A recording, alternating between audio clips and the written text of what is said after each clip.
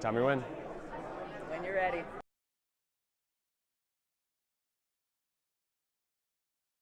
When I started doing board game design, I had 5 years of industry experience and I had shipped 5 or 6 games at that point. One of the key things that I've learned from video games is just really focus on the experience and try to execute against that first. A lot of people get obsessed with the means by which you're going to do a thing, and for me, I'm really obsessed with what is the end experience, and then I try to think of different ways that I can get that across to the player.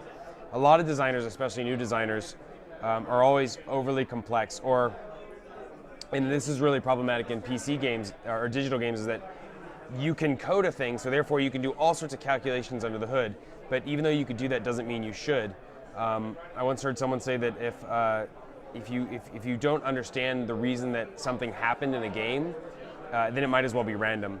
And so with board games, it's really good, especially because players don't want to calculate all that stuff. And the experience is so important that I really try to focus on what is the coolest thing that I want to make with this, and then what are the different mechanisms and themes I can use to deliver that experience that I'm trying to get across.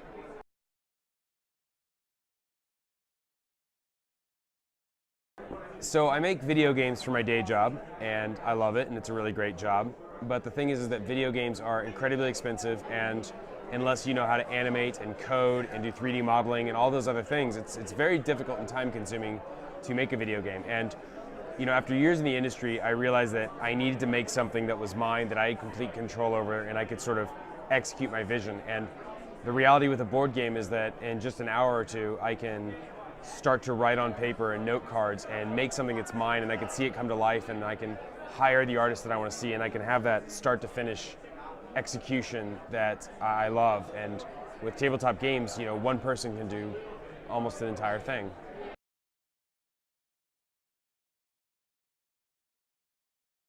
I've been trained for years to basically have bad ideas, refine those ideas, help someone else take their bad ideas and become good.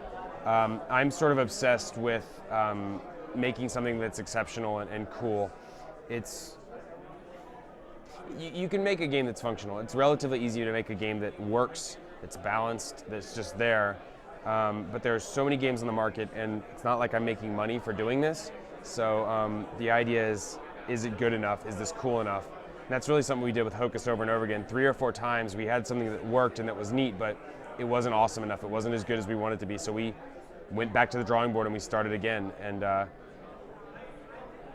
I just think I'm surrounded by people who are constantly telling me, constructively, this idea is not going to be good enough. We don't have time in the deadline to do this. This isn't technically feasible. And game development is just a series of failures until you find the solution that works. And so you have to be constantly iterating and figuring out, it's like the scientific method. You're figuring out the solution that you need to get the ultimate goal that you're trying to deliver to your players. Failure, you should embrace it. It's common, and people who are scared of it are only delaying the inevitable, which is that you're going to screw something up. So figure out what that is, and then figure out how to learn from it and make something better.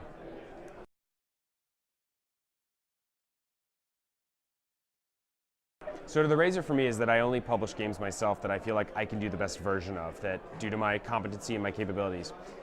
With a game like Cry Havoc, which Portal signed in 2014, I knew that the version I had at that point, it wasn't good enough, and I didn't exactly know why. And starting working with Portal, Ignacy immediately noticed that the game wasn't broad enough, it needed more strategy. So we took the single building mechanism that I had, and we found a way to add multiple buildings so that there's different paths based on when you do it.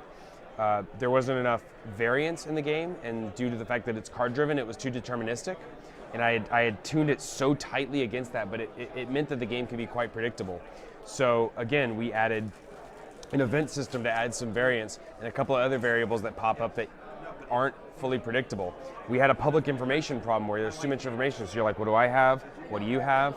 And then we tucked everything into the cards. I had this really cool multi-use card mechanism where you could use cards for tactics or reinforcements, and we just baked everything back into that. Now you can use cards for tactics, reinforcements, movement, or building.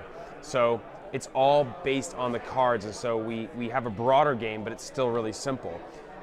We have a game that's card-driven, but it still has dynamic events that drive that. And he basically took the engine that I delivered, almost like if you took the Unreal Engine and he helped us layer on all the add-ons and the cool stuff to make it a broad, rich game that you could play over and over again. So Cry Havoc would not be the game it is without Portal and the team that's there. And I signed it with them because I knew that they were going to make the best game possible, and I was at best going to make a B, and we made it an A+.